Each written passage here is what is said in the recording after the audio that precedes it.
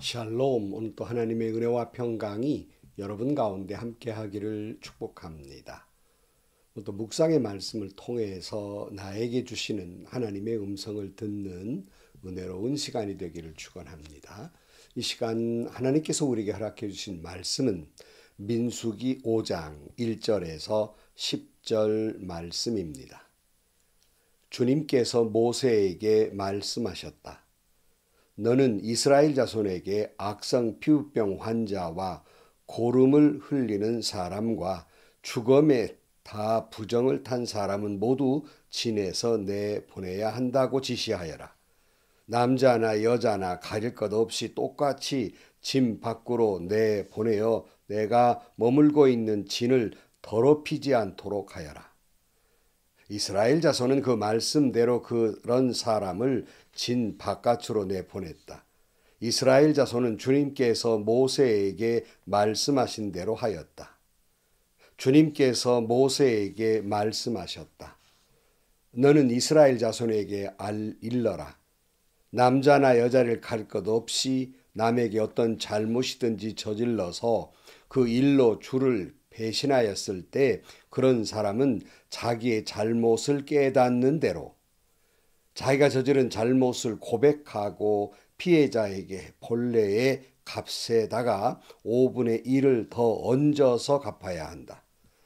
그 피해자에게 대신 보상을 받을 근친이 없으면 그 배상액은 죄를 속량하라고 바치는 속죄 양과 함께 주님께로 돌아가 제사장의 몫이 된다. 또한 이스라엘 자손이 바치는 거룩한 제물 가운데에서 흔들어서 바치는 것도 모두 제사장의 몫이 된다. 각자 가지고 온 거룩한 제물은 가져온 그 사람의 것이다. 그러나 일단 그것을 어떤 제사장에게 주었으면 그것은 제사장의 것이다. 아멘. 하나님은 모세에게 이스라엘 자손의 그 수를 계수하게 하시는 인구 조사를 해서 그들을 각 지파별로 진영을 꾸리고 그리고 군대를 정비하게 됩니다. 그 후에 12지파 가운데 레위 지파는 열외로 빼어놓았기 때문에 그들은 군대에 보내지 아니하고 편성되지 아니하고 그들은 하나님의 일, 성막을 관리하고 지키는 그 제사장들을 도와서 그런 일을 하는 그런 사람들이 됩니다. 이런 얘기가 1장에서부터 4장까지 말씀이에요. 오늘 본문의 5장에서부터 6장까지는 그런 가운데에서 거룩에 대한 말씀을 합니다. 다른 말로 말하면 정결함이에요. 그러니까 당시에 장정만 60만이었기 때문에 어마어마한 수지요. 150만, 200만 정도의 그 거대한 민족이 이제 성막을 레위 지파가 둘러싸고 또 그 외곽을 12지파가 각기 또 에워싸서 60만이 넘는 200만이 넘는 그런 인구가 이동을 할 때 정말 어마어마한 얘기지요. 상상만 해도 어마어마한 이야기입니다. 이런 많은 수가 밀집된 대형으로 전진하다가 또 천막을 치고 쉬다가를 반복할 때 가장 두려운 문제 가운데 하나는 바로 질병이에요. 우리가 상상을 해봐도 위생적인 문제가 얼마나 많이 있을까. 물의 문제도 그렇고 여러 가지가 소위 전염병에 대한 근심이 있는 건 당연한 것이에요. 우리는 코로나19 바이러스에 대한 무서움, 그 질병이 얼마나 무서운가를 생생히 경험한 바 있습니다. 인류 최대의 전염병 그러면 14세기의 유럽을 휩쓴 흑사병, 소위 패스트라는 질병이지요. 이때에 유럽 인구의 3분의 1이 사망합니다. 한 7,500만에서 거의 많이 보는 사람은 2억 명까지를 보아요. 이런 어마어마한 사람이 그 당시에 3분의 1이 죽습니다. 굉장히 두려운 문제지요. 그래서 학자들 나름대로는 인류의 멸망은 뭐 원자폭탄이 아니라 결국 바이러스에 의해서 인류가 멸망할 수 있다라고 경고한 바가 있습니다. 그러니까 이런 문제로 이제 정결의 문제를 말씀하고 있는데요. 오늘 1절입니다. 주님께서 모세에게 말씀하셨다. 너는 이스라엘 자손에게 악성 피부병 환자와 고름을 흘리는 사람과 죽음에 다 부정을 탄 사람은 모두 진에서 내보내야 한다고 지시하여라. 남자나 여자나 가릴 것 없이 똑같이 진 밖으로 내보내어 내가 머물고 있는 진을 더럽히지 않도록 하여라. 이스라엘 자손은 그 말씀대로 그런 사람을 진 바깥으로 내보냈다. 이스라엘 자손은 주님께서 모세에게 말씀하신 대로 하였다. 여기 나오는 질병, 그 중에 하나는 나병, 소위 한센시병이라고 하는 피부병을 말하고 있고요. 또 유출병, 그러니까 몸에서 자꾸 고름이 흐르는 유출병, 그리고 죽음을 가까이 하는, 그래서 질병에 노출될 가능성 있는 사람들, 이런 모두는 진 밖으로 내보내야 한다고 말씀하고 있어요. 소위 격리 조치를 하라는 말씀입니다. 아니, 사랑의 하나님이 질병에 걸렸다고 버리란 말씀이 아니라 이스라엘 공동체를 정결하게 하기 위해서, 더럽히지 않게 하기 위해서, 막기 위해서 그들을 격리 조치를 하게 됩니다. 이 차원이 우리가 육체적인 문제, 위생적인 문제로 이 말씀을 접근해 보았고요. 그러나 또는 이것을 신앙적인 문제, 오늘 우리의 문제로 가져오면 우리의 신앙적, 영적으로도 정결함을 유지해야 하는 것입니다. 레위기 11장 44절 말씀에 보면 나는 주 너희의 하나님이다. 그러므로 너희는 몸을 구별하여 바쳐서 거룩한 사람이 되어야 한다. 내가 거룩하니 너희도 거룩하게 되어야 한다. 땅에 기어다니는 어떤 길짐승 때문에 너희가 자신을 부정하게 해서는 안 된다. 나는 너의 하나님이 되고 너희를 이집트 땅에서 데리고 나온 주다. 내가 거룩하니 너희도 거룩하게 되어야 한다. 그랬어요. 하나님은 우리에게 정결함, 거룩함을 강조하고 있습니다. 한 번은 예수님께서 말씀하시기를 우리의 입으로 들어가는 음식이 우리를 더럽히는 것이 아니라 내 안에 마음에서 나오는 것이 더욱 더럽힌다고 말씀한 바가 있어요. 그것이 마태복음, 마가복음 다 있습니다만은 마가복음 7장 20절 말씀에 또 그들에게 말씀하셨다. 사람에게 나오는 것, 그것이 사람을 더럽힌다.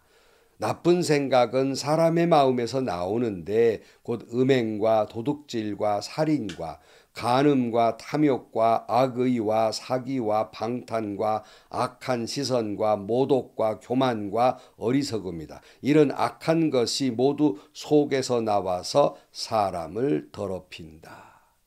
이런 악한 것들이 마치 바이러스와 같이 교회의 거룩한 공동체를 코로나 바이러스처럼 소리 없이 들어와서 우리 공동체를 더럽히고 무너뜨리란 말씀이에요. 그러므로 우리는 늘 말씀으로 무장하고 기도해야 하는 것입니다.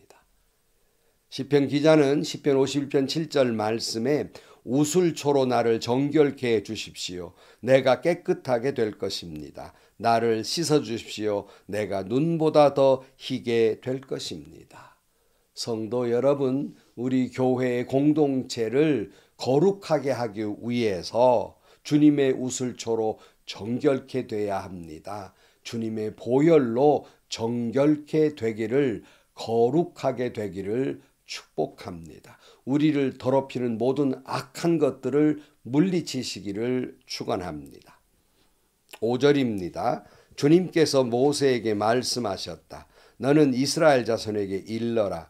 남자나 여자나 가릴 것 없이 남에게 어떤 잘못이든지 저질러서 그 일로 주를 배신하였을 때 그런 사람은 자기의 잘못을 깨닫는 대로 자기가 저지른 잘못을 고백하고 피해자에게 본래의 값에다가 5분의 1을 더 얹어서 갚아야 한다.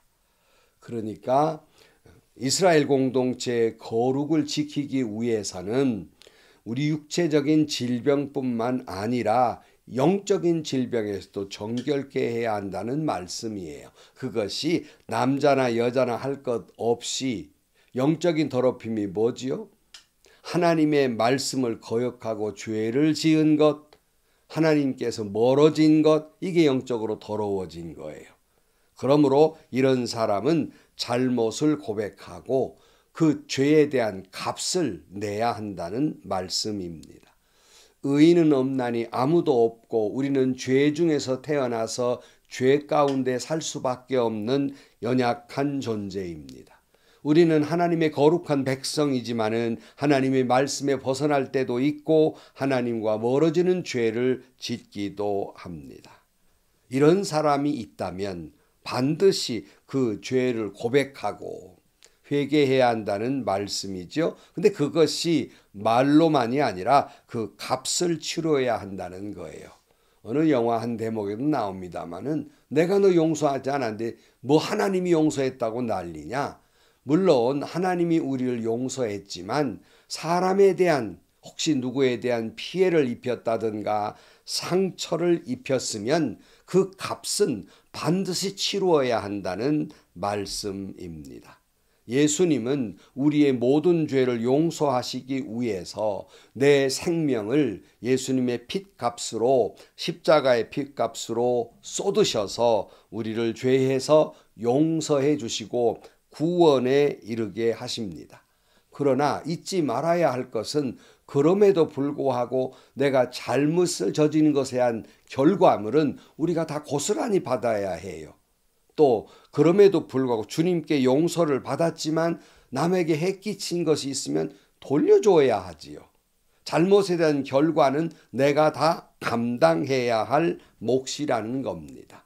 그런 의미에서 죄값을 치루어야 한다는 거예요. 그런 거로 여러분, 죄를 지어서는 안 됩니다. 죄의 값은 죽음이에요. 이 죽음에서 예수님의 십자가의 보혈로 용서받고 죽음에서 생명으로 옮겼지만 내 죄로 말미암아 일어난 일들, 잘못된 결과, 이건 내가 다 감당해야 하는 거예요. 다시 말씀드립니다. 우리는 주님의 십자가의 은혜로 죄를 용서받았지만 누구에게 피해를 입힌 것이 있다면 반드시 갚아주어야 하고 누구에게 상처를 입힌 것이 있다면 반드시 그 죄값을 거두어야 하는 거예요. 그러므로 여러분, 우리는 결코 죄를 지어서는 안 됩니다. 하나님의 말씀에서 벗어나서 빗나간 화살처럼 하마르티아, 죄를 지어서는 안 됩니다. 그 결과는 무서워요. 다시 말씀드리지만 그 결과를 하나님이 나를 버리시거나 떠나시지는 않지만 그 값은 우리가 치루어야 하는 것입니다. 주님은 이 세상에 한 점 부끄러움이 없는 사람을 부르러 온 것이 아니라 천만다행히도 죄인을 부르러 왔다고, 그리고 회개하는 사람을 부르러 왔다고 말씀하십니다.